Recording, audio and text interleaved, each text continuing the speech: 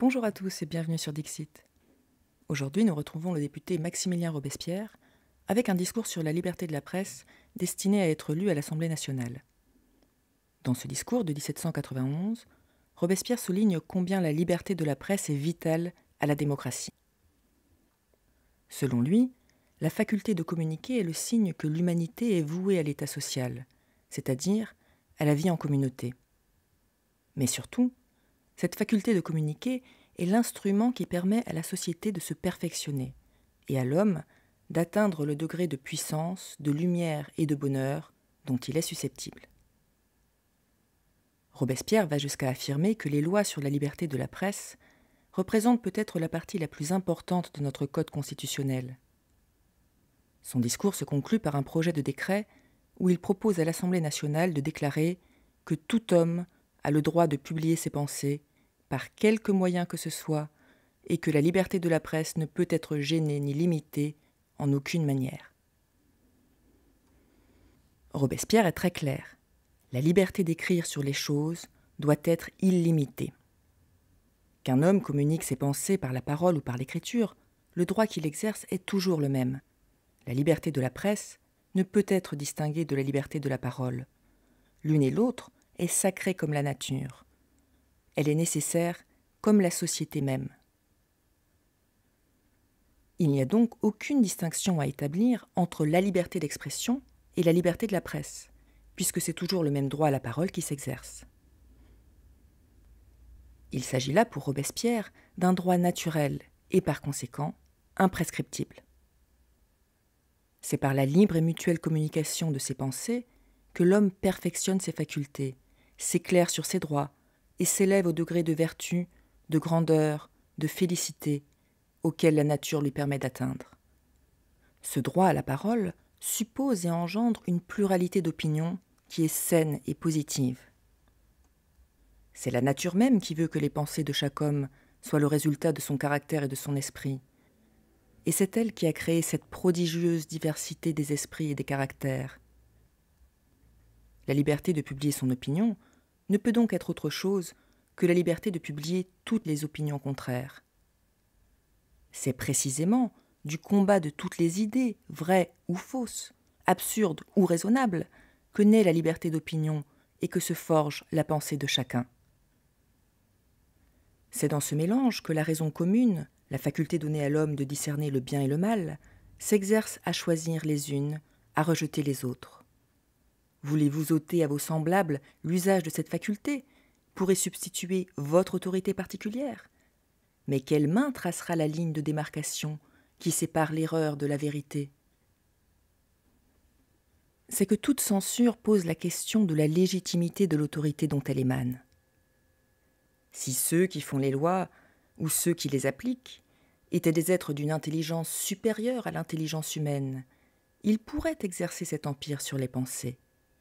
Mais s'ils ne sont que des hommes, toute loi pénale contre la manifestation des opinions est une absurdité. Robespierre évoque l'exil de Descartes et la persécution de Galilée. Certes, la censure peut gêner le libre développement de l'esprit humain, mais elle se discrédite d'elle-même avec le temps.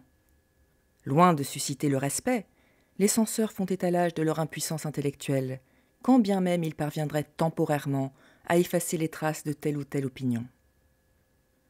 La censure va de pair avec l'obscurantisme et la tyrannie. Elle trahit l'autoritarisme d'un pouvoir qui a déjà perdu le débat rationnel et se trouve ainsi acculé à la violence intellectuelle comme seule réponse à toute remise en cause de ses doctrines ou de ses agissements.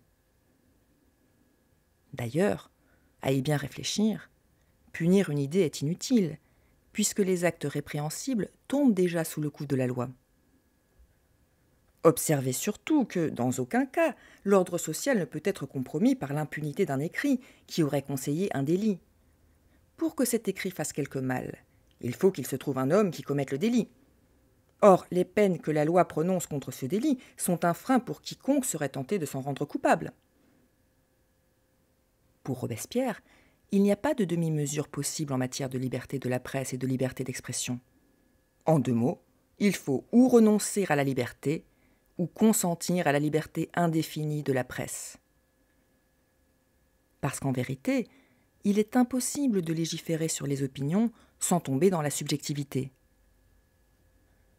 En effet, c'est un principe incontestable que la loi ne peut infliger aucune peine là où il ne peut y avoir un délit susceptible d'être caractérisé avec précision et reconnu avec certitude. Sinon, la destinée des citoyens est soumise aux jugements arbitraires et la liberté n'est plus.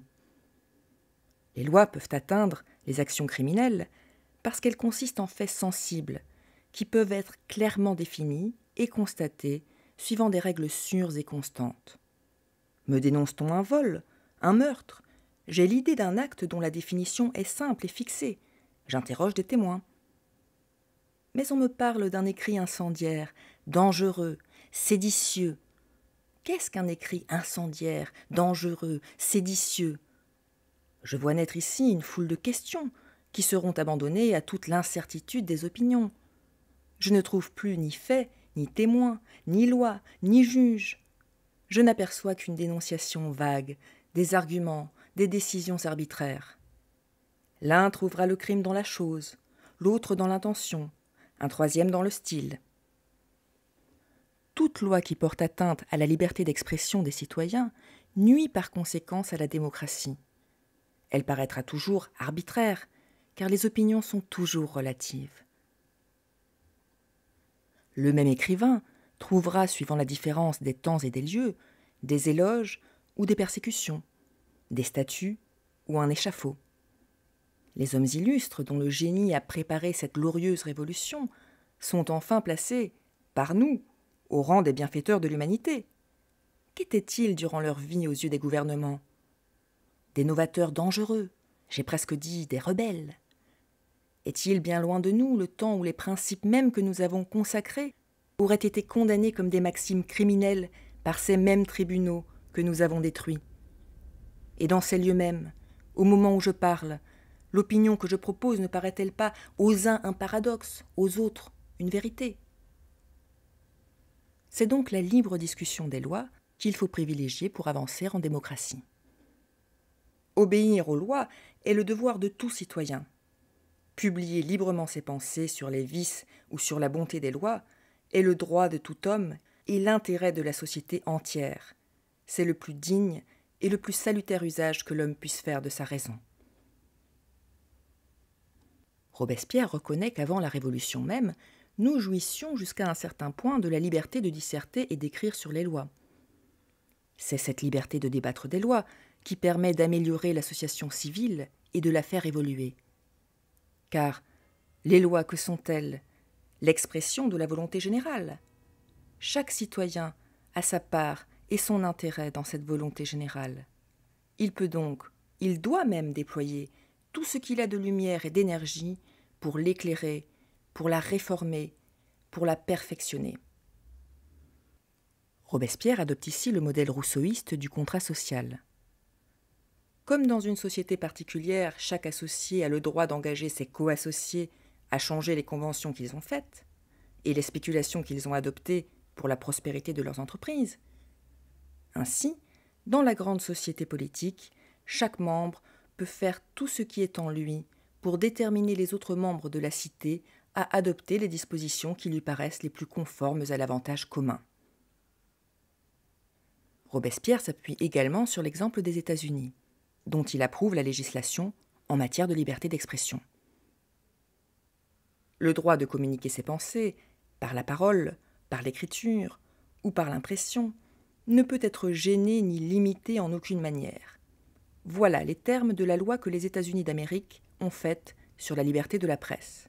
Et j'avoue que je suis bien aise de pouvoir présenter mon opinion sous de pareils auspices à ceux qui auraient été tentés de la trouver extraordinaire ou exagérée.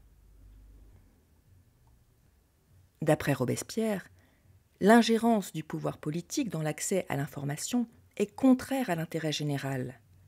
L'intérêt de la liberté de la presse, c'est précisément d'éclairer les citoyens sur les abus du pouvoir.